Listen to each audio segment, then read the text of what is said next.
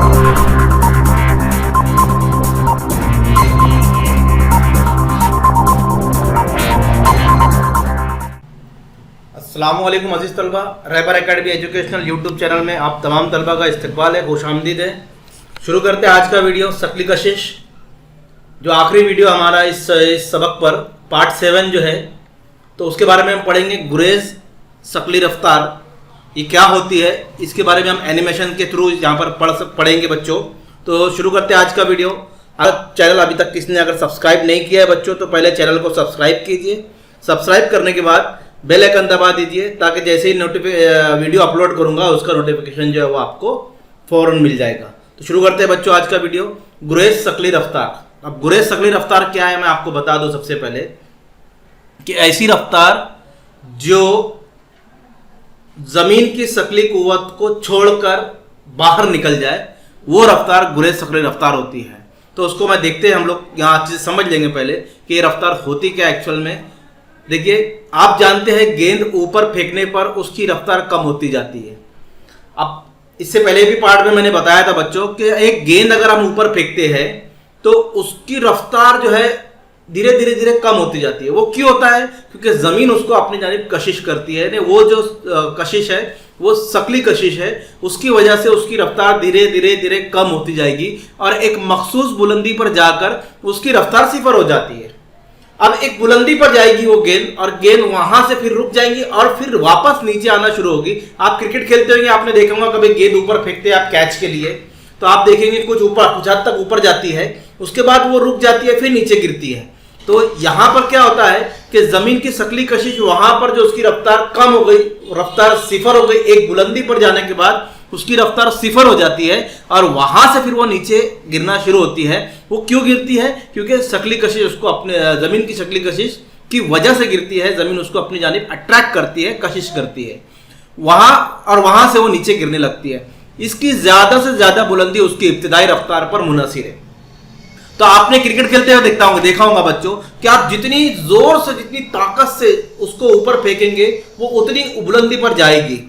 ठीक है, क्योंकि आप उसके ऊपर पहली जो रफ्तार है, इब्तिदाई रफ्तार, वो बहुत जोर से लगती है, बहुत ताकत से लगती है, तो उसकी रफ्तार भी वहां पर बहुत ज्यादा होती है। जितनी ज्यादा इब्तिदाई रफ्तार होगी उतनी बुलंदी पर बॉल जाएगी, ये बात याद रखिए। यानी अगर आप धीरे से बॉल फेंकेंगे तो कुछ ऊपर जाएंगी, फिर वहां से नीचे आ जाएंगी, लेकिन आप बहुत तेज रफ्तार से अगर उसको ऊपर फेंकेंगे तो कुछ बुलंदी पर जाएंगी, कुछ हद तक ज्यादा बुलंदी पर जाएंगी और वहां से जो है वो वापस आ जाएगी, नीचे गिरना शुरू होगी बच्चों। ठीक है, तो चलिए पढ़ते हैं हम। न्यूटन की तीसरी मसावत की बिना पर हम इसको बता सकते हैं कि गेंद जो है वो कितनी ऊंचाई तक जा सकती है। तो ये न्यूटन की हरकत की तीसरी मसावत है, v²। यहां पर v जो है ये उसकी जो है फाइनल रफ्तार है, इन्हीं जिसको हम बोलते हैं आखिरी रफ्तार, जहां पर वो गेंद रुक गई और वहां से नीचे गिरना शुरू हुई, ये उसकी आखिरी रफ्तार है, जिसको हम फाइनल वेलोसिटी कहते हैं। u जो है ये इसकी इब्तिदाई रफ्तार है, और ये जितनी ज्यादा होगी गेंद उतनी बुलंदी पर जाएगा। और 2 ये तो आदत है, और यहाँ पर a यानी एक्सेलरेशन यानी ग्रेविटी जिसको हम बोलते हैं असरा, और s जो है यहाँ पर डिस्प्लेसमेंट। चलिए आगे बढ़ते हैं। v जो है गेंद की आखिरी रफ्तार है, और a यहाँ पर जो असरा है वो -g, मैंने इससे पहले भी बताया था कि ये ثقلی असरा जो है ये जमीन की ثقلی कशिश के मुखालिफ सिमत तो है, इसलिए यहाँ पर -g लेंगे, तो असरा यहाँ पर माइनस में आएगा, निगेटिव में आएगा।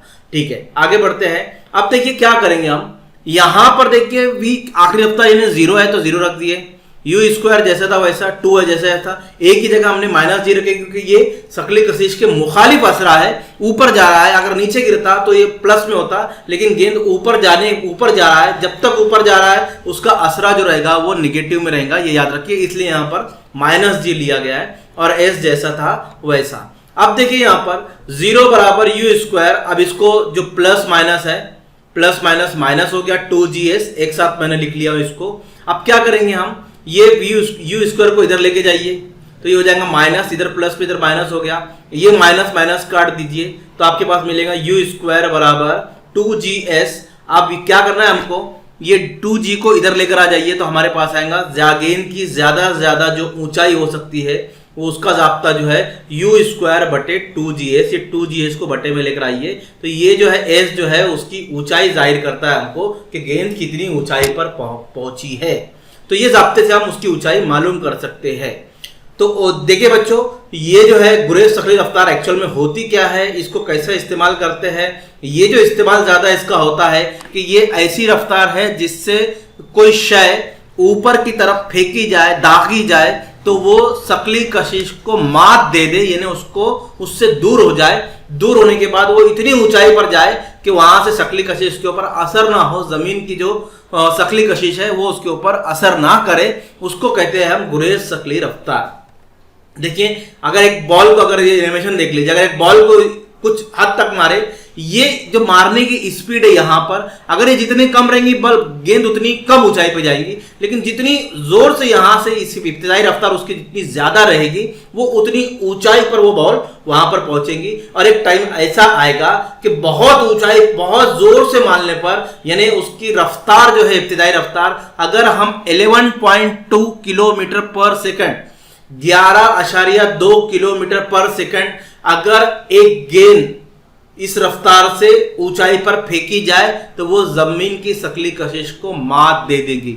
इसका मतलब ये हुआ गुरेज सकली रफ्तार जो है वो है 11.2 किलोमीटर पर सेकंड। याद रखिए, यानी एक सेकंड में वो 11.2 किलोमीटर का फासला तय करना चाहिए। अब इतनी रफ्तार से अगर हम किसी शय को ऊपर की जानिब फेंकेंगे तो वो जो है जमीन की सकली कशिश को मात दे देगी, ये याद रखिए। आगे बढ़ते हैं, थोड़ा सा इसके अंदर देखिए लिखता हूं मैं।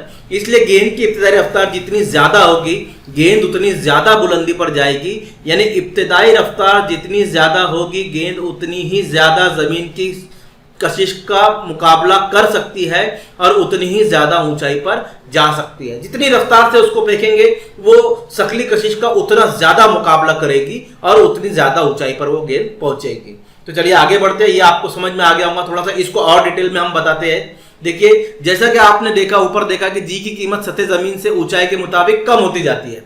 अब आपको पता है, इससे पहले हमने कई पार्ट्स में पढ़ा है, जी की कीमत आपने देखा है, उसकी एक अलग सा वीडियो था कि जी की कीमत में तब्दीली क्या होती है। तो जी की कीमत जितनी ऊंचाई पे जाएंगे उतनी कम होते जाएंगी। अब किसी गेंद को बहुत रफ्तार से ऊपर फेंकी जाए तो उसमें जो जी की कीमत है वो कम होती जाएंगी, तो सकली कशिश भी कम होती जाएंगी। तो एक ऐसी रफ्तार मिल जाए अगर गेंद को कि वो सकली कशिश को मात दे दे, इसलिए ऊंचाई पर जाने के बाद गेंद पर सकली कशिश कम होती है। हम गेंद की इब्तिदाई रफ्तार बढ़ाते चले जाए तो वो ज्यादा से ज्यादा ऊंचाई तक जाएगी, और एक मखसूस इब्तिदाई रफ्तार ऐसी भी होगी कि उस रफ्तार से गेंद को ऊपर फेंकने पर गेंद जमीन की कुव्वते कशिश को मात दे देगी और जमीन पर नहीं गिरेगी।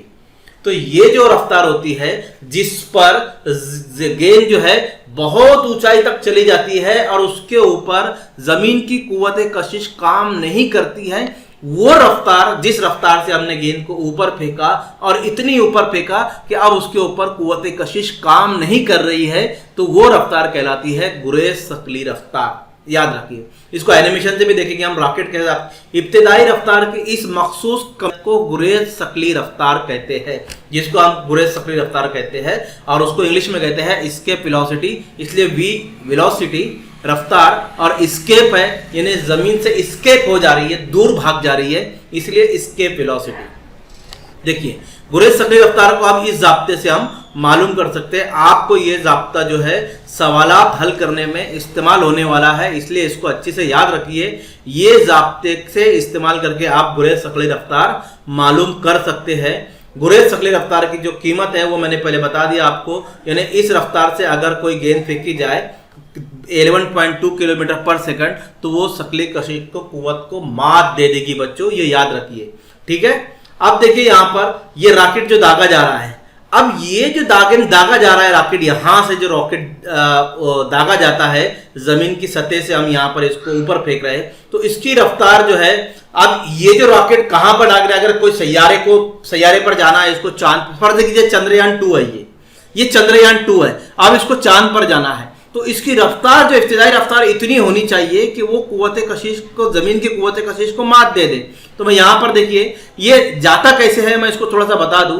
फर्ज कीजिए एक सैयारे को आपने, एक रॉकेट को आपने यहां से दागा, तो पहले क्या होता है, वो जमीन की शक्ली कशिश पे यहां पर अपने मदार में घूमेगा जमीन के अतराफ, धीरे धीरे उसकी स्पीड बढ़ाएंगे, फिर स्पीड बढ़ेंगी तो ये इससे पे आएगा, फिर स्पीड बढ़ेंगी ये हिस्से पे आएगा, फिर स्पीड बढ़ाएंगे ये हिस्से पे आएगा, और हद तक इतनी स्पीड बढ़ा देंगे कि वो यहां से निकलकर जमीन की शकली कुव्वत के बाहर आ जाएगा और फिर चांद के मदार में वो पहुंच जाएगा। तो इस तरह यहां पर जब चंद्रयान को लॉन्च किया गया था तो 21 दिन तक जो है जमीन के अतराफ जो है गर्दिश कर रहा था। क्यों? क्योंकि एक यहां गर्दिश करने के बाद फिर उसकी रफ्तार बढ़ने के बाद फिर वो थोड़ा सा रफ्तार बढ़ी, फिर थोड़ी रफ्तार बढ़ी, थोड़ी रफ्तार बढ़ी, ऐसे 21 दिन तक रफ्तार घूमने के बाद वो अपने यहां पर जमीन के अतराफ, उसके बाद वो 21 दिन के बाद जो है जमीन की शकली कुव्वत से बाहर हो गया था। यानी यहां पर उसको बहुत ज्यादा गुरेज शकली रफ्तार, जितनी इब्तिदाई रफ्तार ज्यादा होगी वो क्या होगा, जमीन की शकली कशिश को मात देगा। तो याद रखिए बच्चों कि चांद या दूसरे सैयारों पर भेजने वाले खिलाई तैयारों की इब्तिदाई रफ्तार गुरेज शकली रफ्तार से ज्यादा होना जरूरी है। यानी 11.2 किलोमीटर पर सेकंड से ज्यादा होगी ये रफ्तार, तो ही वो क्या करेगा, जमीन की शकली कुव्वत को मात देकर फिर जो सैयारे पर उसको भेजना है, चाहे मार्स हो, चाहे मंगलयान हो, चाहे चंद्रयान हो। ये चंद्रयान का 2 का मैंने यहाँ पर आपको एनिमेशन बताया है कि 21 दिन तक वो जमीन के अतराफ घूमा, धीरे धीरे धीरे करके उसकी रफ्तार इतनी बढ़ गई कि वो जमीन की कशिश कुव्वत कशिश को मात देकर फिर चांद के मदार में वो घुस गया। तो इस तरह जो है रॉकेट को यहाँ पर दागा जाता है और उसकी शकली रफ्तार 11.2 किलोमीटर, गुरेज शकली रफ्तार जो है 11.2 किलोमीटर से भी ज्यादा हो तो ही वो दूसरे सैयारे पर, जिससे वो तैयारा जमीन की शकली कशिश को उबूर करके दीगर सैयारों तक पहुंच सकते हैं। तो ये जब कोई भी चीज को हम किसी दूसरे सैयारे पर या भेजा जाता है, जब चांद पर भेजते हैं,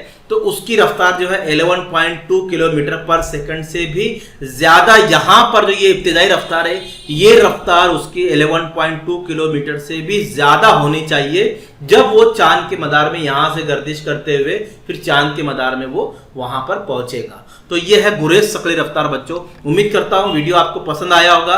पसंद आया तो उसको लाइक कीजिए और दूसरे बच्चों में शेयर कीजिए। जज़ाकल्लाहु ताला खैर।